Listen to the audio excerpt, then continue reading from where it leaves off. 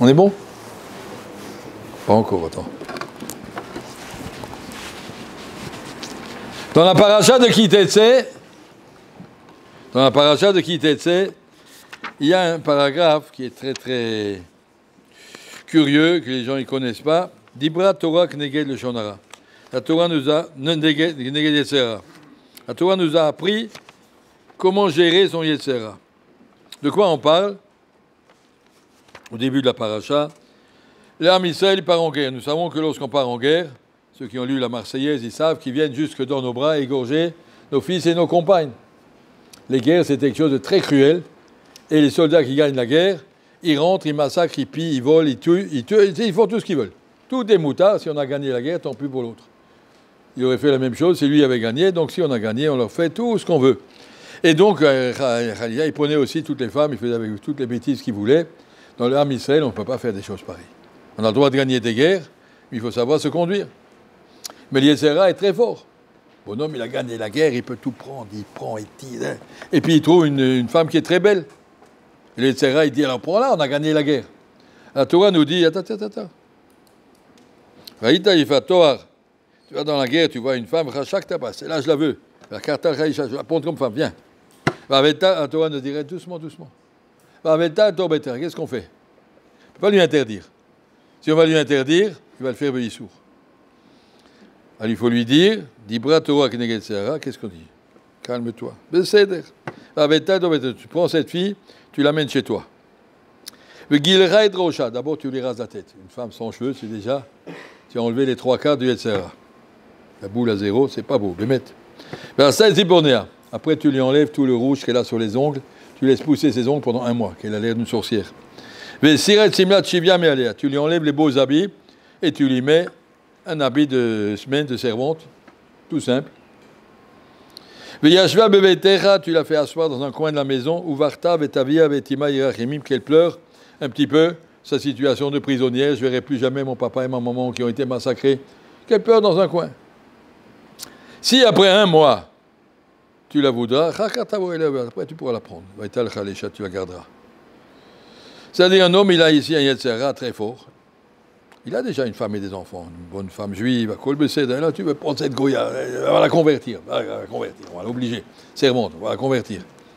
Mais quand même, ce n'est pas une femme qui est rouilla.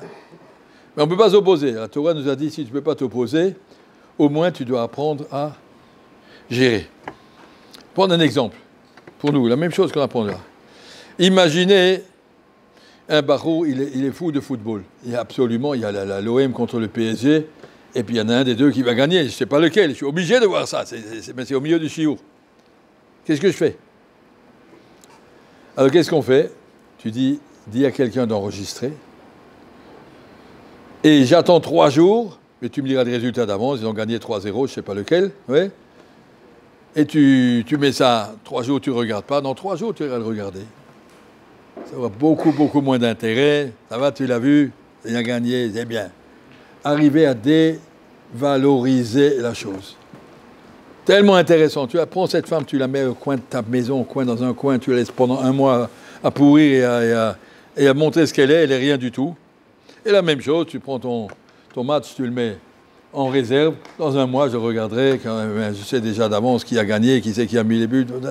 Plus intéressant. C'est arriver, quand Yetzera est très fort, lui dit d'accord, mais pas tout de suite, demain. Agma nous dit Yetzer, Tinok Veisha, Yetzmol Docha, Yemil Mekarevet. Comme on fait avec un enfant. Petit enfant, il dit je veux le train électrique. Est-ce que tu peux le dire non? Il dit d'accord, on verra demain. Non, aujourd'hui. Non, pas aujourd'hui, non. Demain. Jusqu'à demain, il va se calmer. Yetzera, il a un clair, il veut tout de suite. Imaginez un barreau au milieu du Seder. Il veut un coca. Je ne peux pas me retenir. Je dois me lever, je dois aller à l'épicerie. Je peux pas. J'ai obligé. Yetzera le rend fou. Je veux mon coca, maintenant, tout de suite. Alors tu dis, j'y vais, mais je ne le bois pas tout de suite. Je le mets 1 heure de côté, qu'il soit chaud, dans un coin, puis on verra dans 1 heure si je voudrais encore. Pas être bête.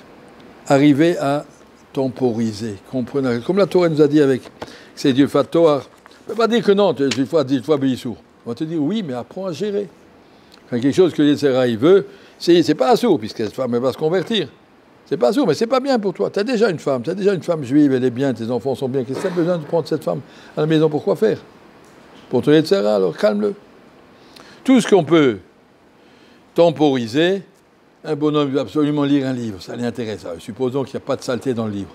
Ou un film, il n'y a pas de saleté. Supposons, s'il y a une saleté, il n'y a pas de chéla. On parle de choses qui sont moutards, mais que c'est pas bien. Maintenant, il faut que... C'est pas ça que je dois faire. Il veut absolument.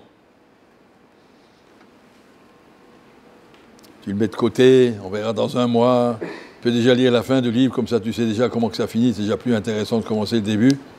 Et puis après, tu te dévalorises, comme cette femme. Tu la mettras chez toi, tu lui enlèves ses habits, tu enlèves ses cheveux, tu enlèves ses trucs. Qu'est-ce qui reste? Il ne reste plus rien. C'est rien. Tous les grands Yetzer Hara, si tu les regardes une fois, je te raconte quelque chose. Abraham Kanievski, un monsieur, un grand médecin qui est venu le voir, il a dit, Rav, je suis obligé en tant que médecin d'avoir une très bonne voiture. Parce que quand on m'appelle, je ne veux pas avoir une panne, quelque chose. Mais j'ai peur si j'achète une grosse voiture comme ça fait du Aïn Hara. À Bnei-Brak, il n'y a pas des grosses voitures. Enfin, il y en a, mais... on n'est pas habitué, c'est pas le 16e. Alors, j'ai une grosse voiture, qu'est-ce que je fais pour Aïn Hara? Il dit, pas difficile, tu prends 5 clous dans la main droite et 5 clous dans la main gauche. Et tu passes sur la voiture comme ça, tous les côtés. Tu fais des rainures. Le moteur, il va rouler la même chose qu'avant. Tout sera bien, mais ta voiture, elle sera rayée de tous les côtés. Et comme ça, tu auras gagné ton Aïn Hara. Mais aussi, tu auras gagné que tu n'auras pas de... Yetzer Hara, une nouvelle voiture, vous savez, une nouvelle voiture, on a les a pas une nouvelle voiture, ça y est, elle est rayée de tous les côtés. Arriver à dévaloriser la chose. Chez nous, à Novardoc, il y avait un klal. Novardoc, on était très pauvres, c'est pas avant la guerre, en 1930. C'était très pauvre. Quand un barreau s'achetait un nouveau costume, il disait à une condition, tu le prêtes à un autre pendant une semaine. C'est lui qui l'aura quand il est neuf, pas moi. Tu achètes une nouvelle voiture, tu la prêtes à quelqu'un pendant une semaine. Après, tu l'auras, ça va déjà calmer tout ça. Ça, c'est ce que la Torah veut nous dire ici avec les Yetzer Hara. Yetzer Hara, il faut pas lui dire non, je veux une nouvelle voiture, ça va, il n'y a pas d'avéra d'acheter une nouvelle voiture. Mais pas devenir fou de ça. Attends, prête-la une semaine à Isha, il saura s'en servir. Et puis après tout ira, tu pourras t'en servir toi-même. C'est déjà plus la nouvelle voiture, ça va, une auto, c'est une auto, pas plus. Qu'il y ait une raison, que Dieu nous aide à être intelligent et à savoir gérer notre Yetzer Hara.